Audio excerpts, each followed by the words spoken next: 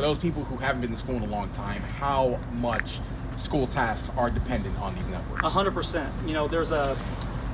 There's a degree of, I guess, of understanding that, when we don't have the network or we don't have internet, that what that basically means is that students can't access TikTok or Snapchat. And while that might be true for us as an organization, it actually impacts and permeates all of our systems.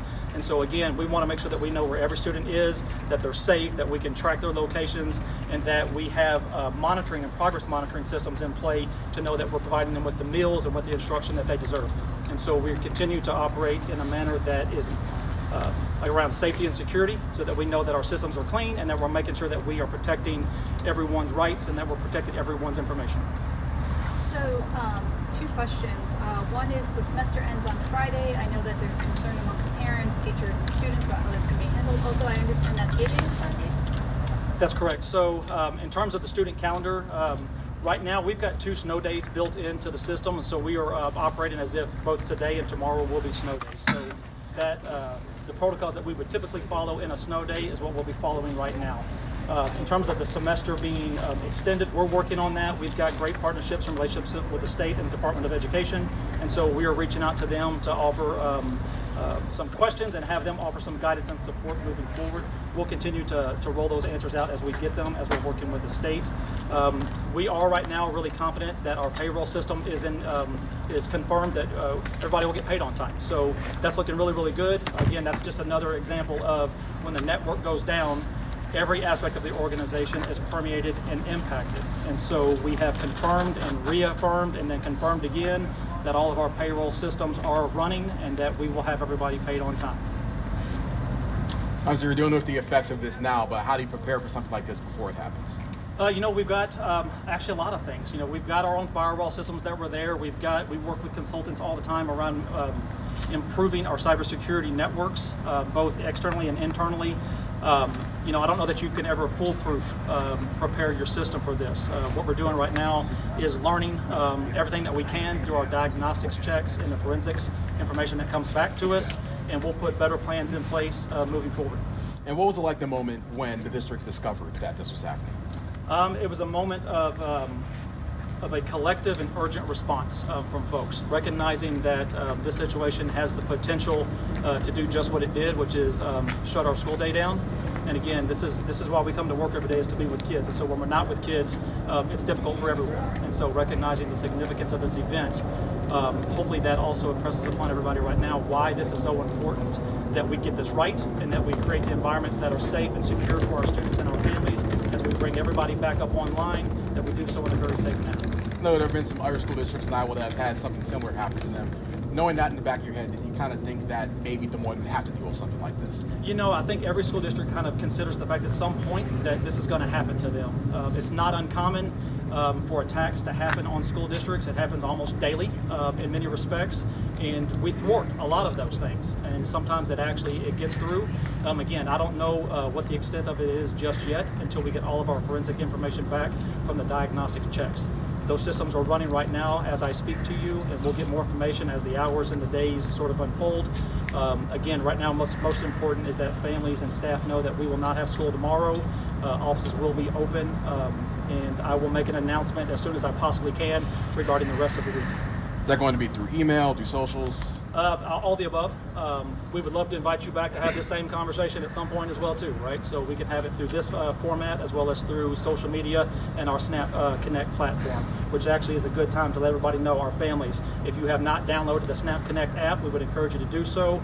It is a dual translation app, and we use that for all of our communications. And just going back for one more thing, how did the district first realize that something was wrong? We were alerted just through one of our system checks that there could be a potential cybersecurity event.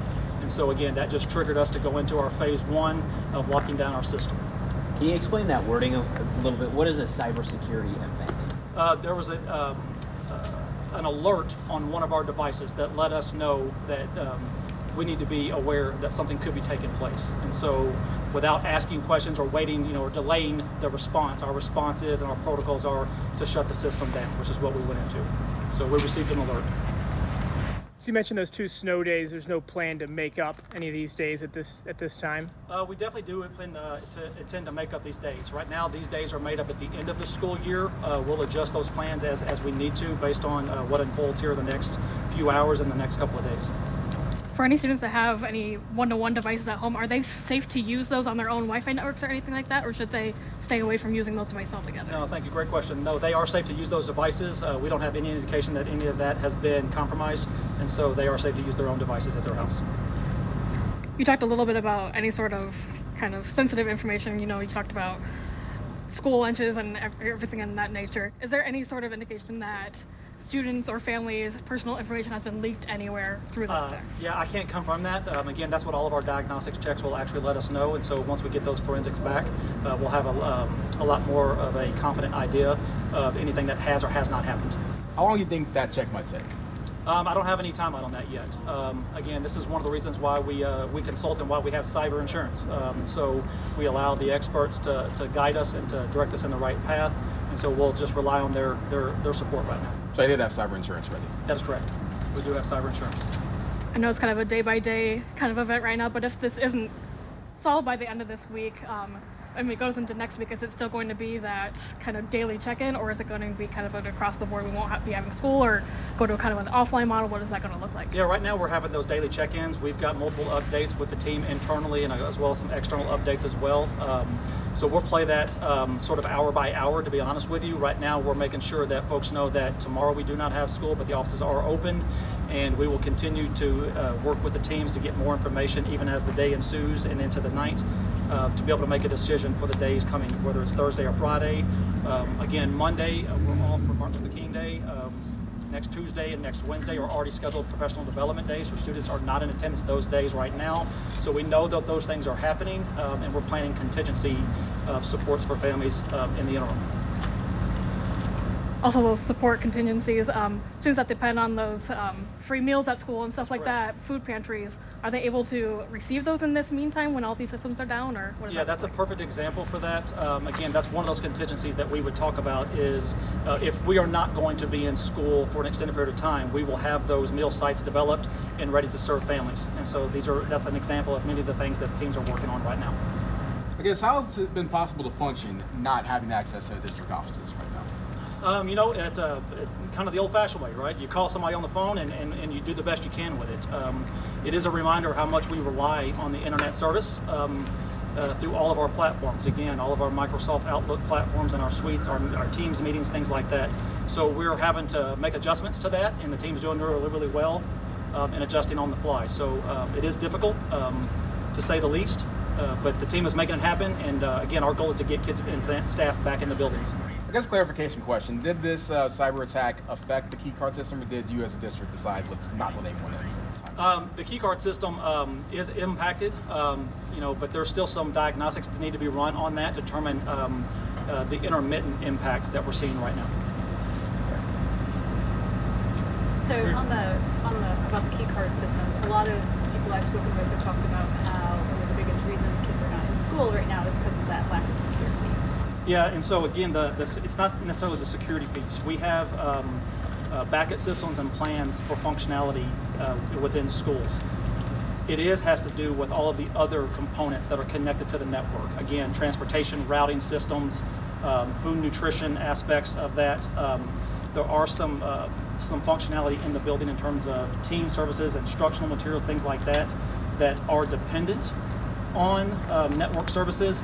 Some of these have workarounds, some of these do not. And so we're working through all of those protocols to make sure that where we have a backup plan and a workaround, that we can get that implemented and put into play as soon as possible. Any final thoughts about the situation? Yeah, this is, again, it's one of those events that you plan and prep for, and then when it happens, you put your protocols into place. So I do want to express my gratitude for the team for pulling together and working the long nights and the many hours to make sure that we get back up online and get students and staff back in our building. This is no easy feat to come back from. We are taking an abundance of caution as we're working through this, and I do want to let families know it's not lost on us, on the team, how impactful this is for many of our families that are looking for childcare, that are looking for opportunities to get their kids in structured environments. We absolutely recognize that this is putting a hardship and a burden on our families. And that is not something that we want to do to our folks and to our community. And we want to make sure that they know that we are doing everything that we can to get back into the building and do it safely to make sure that we can provide the services that we promised them. And so we're working on that day and night. Do you have anything you want to say to the educators as well? Yeah, the educators are doing an amazing job. They continue to operate with families and connect as they can. And so we want our teachers and our staff and our food nutrition workers, our bus drivers, everybody know that though we're not physically in the building right now with one another, every last one of you is on our hearts and on our minds, and we care about you deeply, and we're looking forward to get back to work. Can you talk about what's happening? Like a lot of the messages have been like, people are working through the night. Like what's happening right now? Like We are working specifically with our cybersecurity insurance company to make sure that we are following all of our protocols, to make sure that we are looking at our systems, running the forensics, getting the information that we can to know exactly what we're dealing with so that we know exactly how to respond moving forward. Thanks, everybody.